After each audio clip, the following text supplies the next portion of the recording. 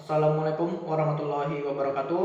Perkenalkan, saya Miftahul Rizky dari jurusan Psikologi Universitas Negeri Padang akan berpidato menggunakan ciri khas ala Bung Karno. Harap diperhatikan baik-baik pada teman-teman semua. Saudara-saudara sebangsa dan setanah air, pada zaman sekarang ini kita telah memasuki zaman revolusi industri. Revolusi yang sama pada zaman kemerdekaan, tapi beda substansi pergerakan. Saat kemerdekaan, pahlawan berperang menggunakan senjata, tetapi sekarang berperang menggunakan teknologi. Perang yang dilakukan sekarang bukanlah perang fisik, tetapi perang ideologi. Meskipun perkembangan zaman melesat kencang, tapi masih ada yang tidak pernah luntur dari zaman kemerdekaan. Apa itu, saudara-saudara? Itu adalah nilai-nilai yang ditinggalkan oleh pendiri bangsa, nilai-nilai yang dirangkum sesuai dengan kebudayaan Indonesia, nilai-nilai yang menjadi dasar dari negara Republik Indonesia. Nilai itu adalah Pancasila. Pancasila mempunyai 5 prinsip di dalamnya. Pertama, percaya kepada Tuhan Yang Maha Esa. 2, kemanusiaan. 3, nasionalisme. 4, demokrasi. 5, keadilan sosial. Namun, apa yang terjadi, saudara-saudara? Prinsip yang telah dirangkum menjadi satu kesatuan yang utuh, banyak yang tidak menerapkannya pada kehidupan berbangsa dan bernegara. Masih banyak perpecahan umat beragama. Jenazah positif COVID-19 ditolak untuk dikebumikan. Kebijakan yang tidak mendahulukan kepentingan rakyat. Korupsi yang dilakukan pejabat yang sebelumnya disumpah di atas kitab. Dibungkamnya hak demokrasi seseorang dan masih banyak permasalahan-permasalahan lainnya. Sudah 75 tahun Pancasila dijadikan dasar ideologi Indonesia. Apakah kejadian tersebut merupakan cita-cita dari pengamalan Pancasila? Tentu tidak. Kejadian tersebut disebabkan oleh beberapa hal.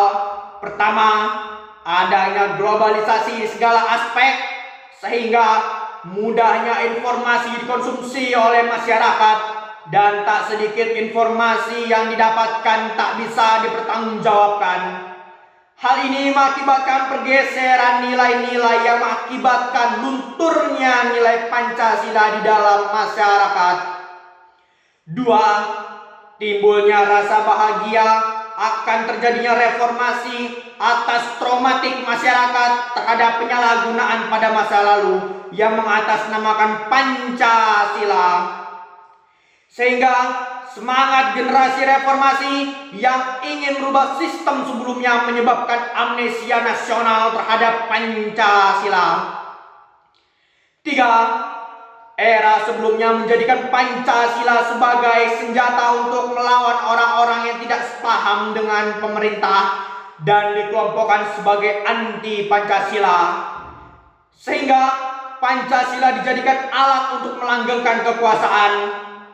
Dari penyebab tersebut, Pancasila dianggap sebagai ornamen sistem politik yang represif. Itulah yang menyebabkan trauma sejarah yang harus dilupakan oleh rakyat Indonesia. Jadi, kita harus melakukan reaktualisasi, restorasi nilai-nilai Pancasila yang bertujuan untuk menghapus trauma sejarah tersebut. Kita harus saling bergotong royong untuk mewujudkan masyarakat Indonesia yang berprinsip teguh pada Pancasila. Ingat, kita merupakan bangsa yang besar, bangsa yang berdiri sendiri atas kemerdekaannya. Tidak akan ada negara lain yang akan bantu Indonesia menghilangkan trauma sejarah tersebut kalau bukan kita sendiri yang menghilangkannya.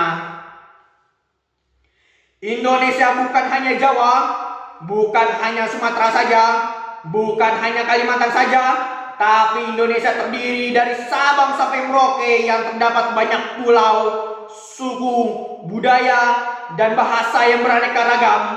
Maka dari itu, semua yang berhubungan dengan pertumbuhan dan perkembangan bangsa Indonesia harus merata.